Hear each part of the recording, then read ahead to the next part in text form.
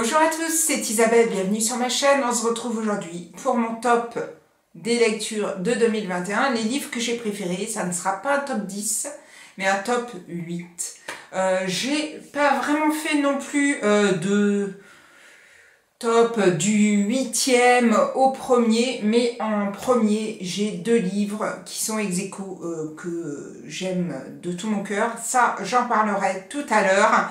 Et on va donc commencer par les livres que je n'ai plus, parce que je les avais empruntés à la médiathèque. Un des livres que j'ai énormément aimé cette année, c'est Mon père, ma mère et mes tremblements de terre de Julien Dufresne-Lamy. C'est un livre où le père d'une famille, décide de devenir une femme, et on va donc suivre les chamboulements que ça va occasionner dans cette famille et les réactions de tous les personnages. Et j'ai vraiment adoré cette histoire. C'est un auteur que j'aime énormément, et j'ai d'ailleurs acheté son dernier livre parce qu'on avait une rencontre dans la librairie de ma ville. Il est, en plus d'être vraiment talentueux, très sympathique, et je garde vraiment un très très bon souvenir. Et ça avait été un petit peu cocasse, mais quand je lirai ce livre, je vous parlerai un petit peu de ce moment-là. C'est un livre, donc Mon père, ma mère et mes tremblements de terre, qui m'avait beaucoup touchée. C'est bien écrit. Si vous n'avez jamais lu Julien Dufresne-Lamy, je vous conseille vraiment d'en tester un pour voir si éventuellement le style vous plaît. Dans le même genre, il y avait aussi Joli Joli Monstre, que j'avais lu en 2020, que j'avais énormément aimé, alors que pourtant le thème n'était vraiment pas ce que je préfère à la base. C'est les drag queens et tout à New York, c'était vraiment pas mon truc. Et je suis rentrée dans le bouquin, mais bon, ça c'était en 2020. Celui de 2021, c'est Mon père, ma mère et mes tremblements de terre. J'ai aussi adoré. Celui-là, je ne l'ai pas puisque je l'ai prêté. Et c'est un énorme coup de cœur. Mais si vous êtes habitué à ma chaîne, vous savez que cet auteur, à part pas celui-ci, donc celui juste avant qui m'avait un petit peu moins plu, les autres je les adore. Cet auteur, c'est Mathieu Ménégo, et j'ai adoré en 2021 son roman qui s'appelle Femmes en colère, et j'avais adoré cette histoire où on est pris dedans, on est un peu juré au procès d'une femme qui a fait, je vous en dis pas trop non plus, quelque chose d'un peu original. Et on va suivre ce procès, et on va nous-mêmes jurer à se demander est-ce que on aurait condamné cette femme ou pas. Et on va donc suivre un peu tous les débats de ces jurés. C'est génialissime, c'est superbement écrit, et vraiment je ne peux que vous encourager à découvrir ce roman. Je ne sais plus chez qui c'était paru.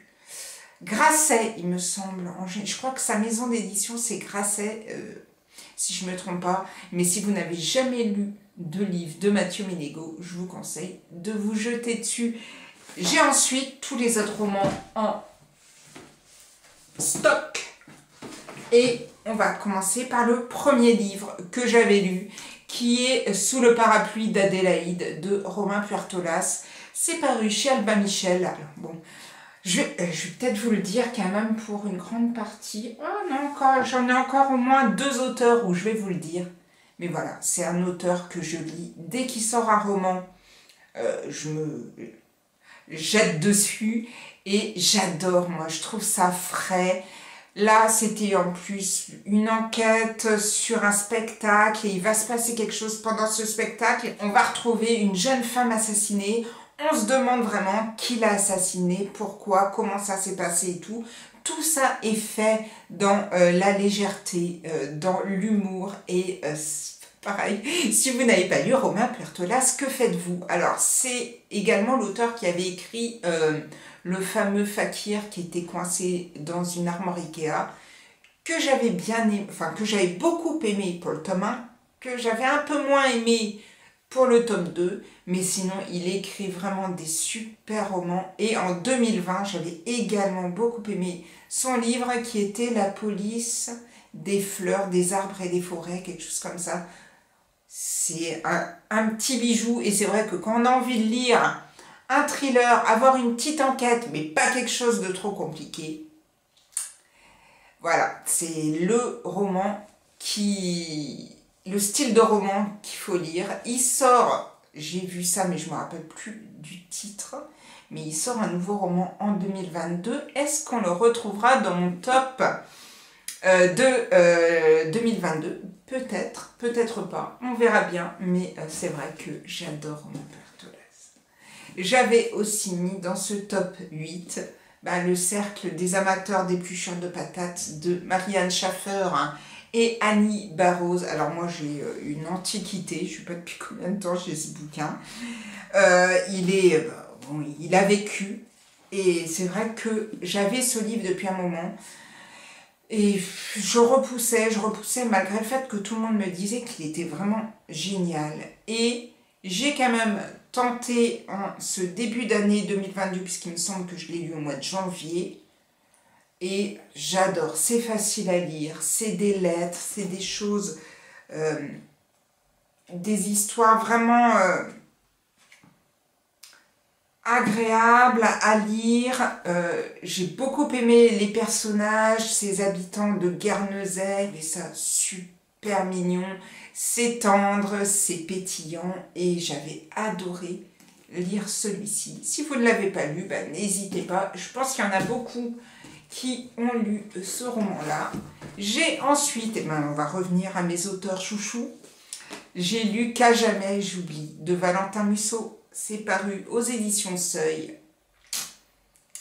Alors, des fois, je suis un petit peu déçue et tous les livres de Valentin Musso ne se retrouvent pas dans mes tops. Mais alors, celui-ci, j'avais vraiment adoré. J'avais vraiment trouvé qu'il avait fait un effort sur les personnages. Chose que j'avais encore plus appréciée, c'est que pour une fois, ça ne se passait pas aux États-Unis, qu'on avait retrouvé la France et la Suisse, et que cette histoire de quête, de racines, de famille, tout ça, vraiment m'avait touchée. On est ici avec Nina Kircher qui un jour est tranquille au bord de la piscine. Elle va voir un homme et elle va le tuer. Sauf qu'elle se souvient plus de rien et son fils va arriver et va mener l'enquête sur la vie de sa mère, et c'est vraiment sublimement écrit. C'est très très prenant, très attachant, et voilà, vraiment un très très beau livre pour cette année 2021. Et dans un autre style, mais voilà, ça aussi c'est un auteur.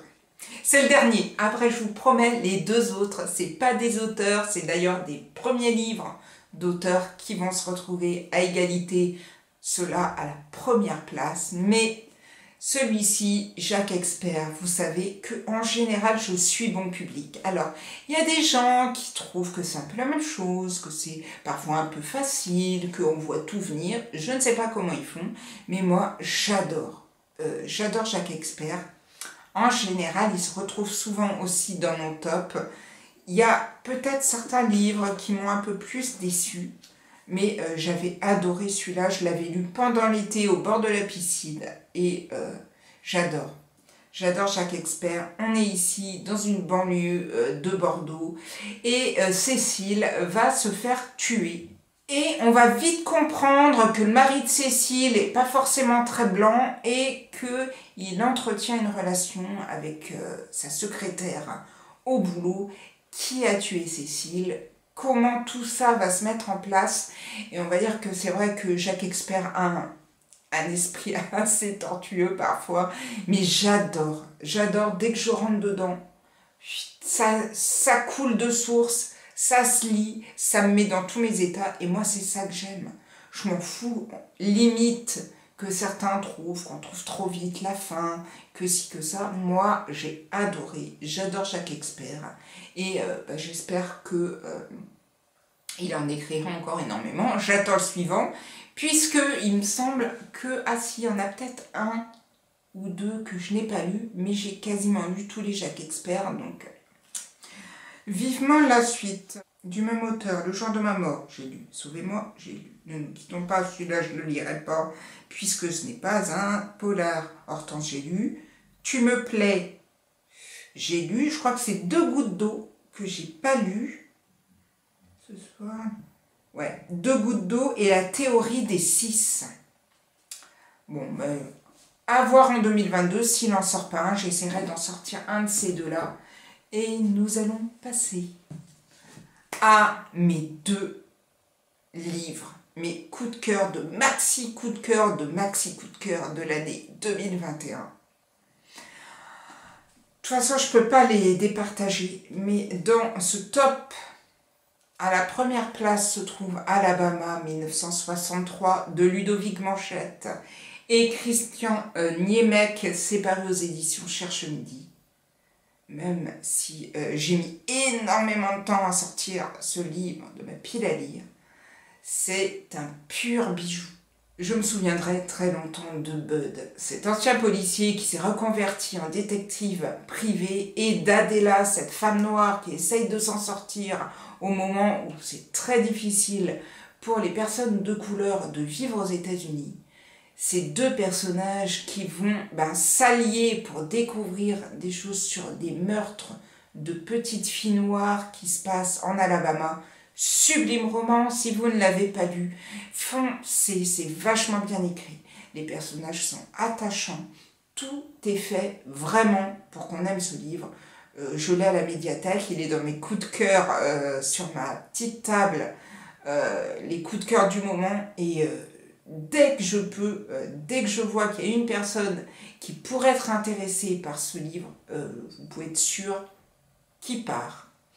Et qui revient en ayant des avis quand même très très positifs. Le deuxième livre, qui aussi est sur ma table coup de cœur quand il n'est pas emprunté, c'est L'Embuscade de Émilie Guillaumin. Et là, ce livre est magnifique, génialissime, sublimement écrit aussi. On est au mois d'août, on est avec le personnage de Clémence. Clémence est mariée à Cédric. Cédric est soldat, il est parti en intervention dans un pays étranger, et un jour, ce qu'elle redoute depuis des années va se passer. On va toquer à sa porte pour lui dire que son mari a été pris dans une embuscade et que il s'en est pas sorti. Et là, cette femme qui a 2 enfants, mais qui en plus de ça est enceinte, va voir sa vie s'écrouler. Et on va donc suivre cette femme, mais aussi les femmes des autres hommes qui faisaient partie de ce groupe. Et on va vraiment être... On ne peut être que touché par ce livre si vous ne l'avez pas lu. C'est à lire de toute urgence. C'est hyper touchant. Ça m'a fait passer par tous les états possibles. Et j'en garde un souvenir, mais... juste superbe.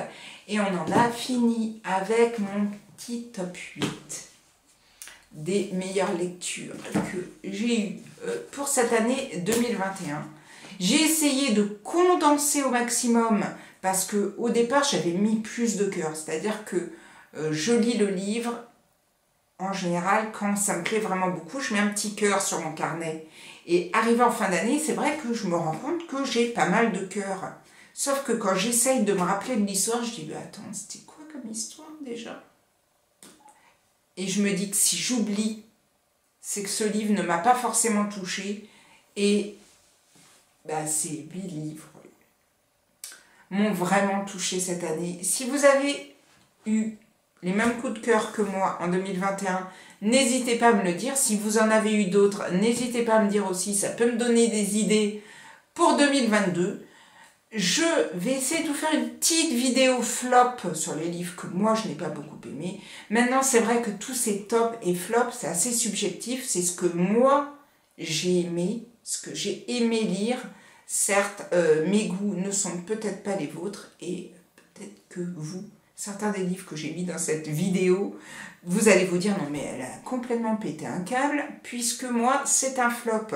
Et oui, mais on n'a pas tous les mêmes goûts. Et c'est vrai que moi, c'est les 8 livres qui m'ont touchée durant cette année 2021. J'espère que le début de 2022 vous offre de belles lectures. On est actuellement le 9 janvier. Et au jour d'aujourd'hui, j'ai lu un livre mais plutôt pas mal. Je vous en parle dans une prochaine vidéo et je vous dis à bientôt. Prenez soin de vous. Ciao!